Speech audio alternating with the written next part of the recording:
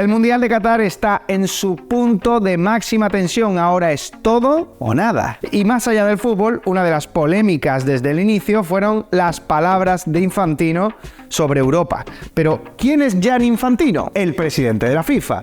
Pero, ¿qué hay detrás de la FIFA? ¿Cómo se financia? ¿A quién va el dinero? ¿Y a qué se dedica realmente la principal organización del fútbol? Para empezar, la FIFA no es una empresa, es una asociación de derecho civil fundada en 1904 en París, de ahí que su nombre sea en francés. No obstante, tras las guerras mundiales, acabó en Zúrich, Suiza, donde sigue a día de hoy.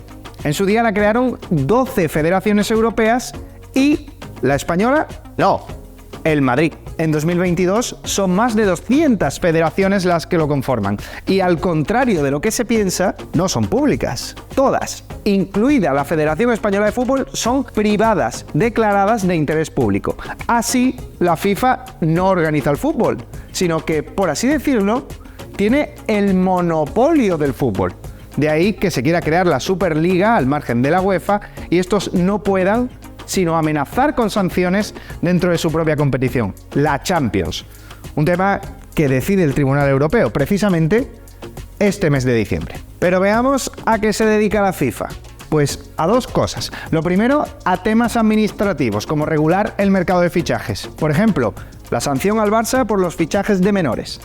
Además, median entre jugadores que demandan a clubes o clubes que se deben entre ellos dinero de traspasos. Pero el verdadero negocio de la FIFA es organizar mundiales. ¿Por qué? Porque es lo que trae el dinero. El 90% de la financiación de la FIFA son los ingresos del mundial. De hecho, los presupuestos se cierran cada 4 años y el 50% de lo que se ingresa es por derechos de televisión, una cantidad que se reparte entre las federaciones. Estas reciben márgenes de entre 300.000 euros y 1 millón de euros. Teniendo esto en cuenta, no es de extrañar que todos quieran más y haya sospechas en las intenciones detrás del reparto. Pero antes, una pregunta clave. A muchos no les ha gustado que el Mundial se fuera en Qatar. ¿Quién decide dónde se celebra? Antes de 2015 eran unos, ahora son otros. Y nos paramos un momento para explicar que la FIFA cuenta con varias confederaciones por continentes. En Europa, la UEFA. En Sudamérica, la Conmebol.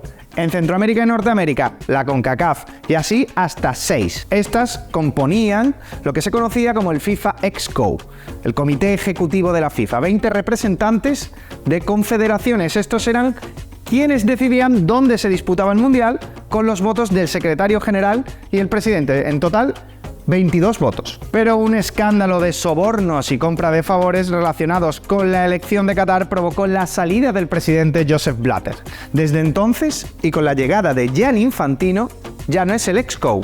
Ahora es el Consejo de la FIFA y los que votan son cada una de las 200 federaciones. Votos que son públicos. ¿Y qué pasó con Blatter y con Michel Platini, por entonces presidente de la UEFA? Pues que fueron obligados a permanecer 8 años fuera de la FIFA tras dimitir. Este verano un tribunal de Suiza los absolvió por corrupción. ¿Y cuándo se acaba la sanción de ambos? Pues este próximo 2023.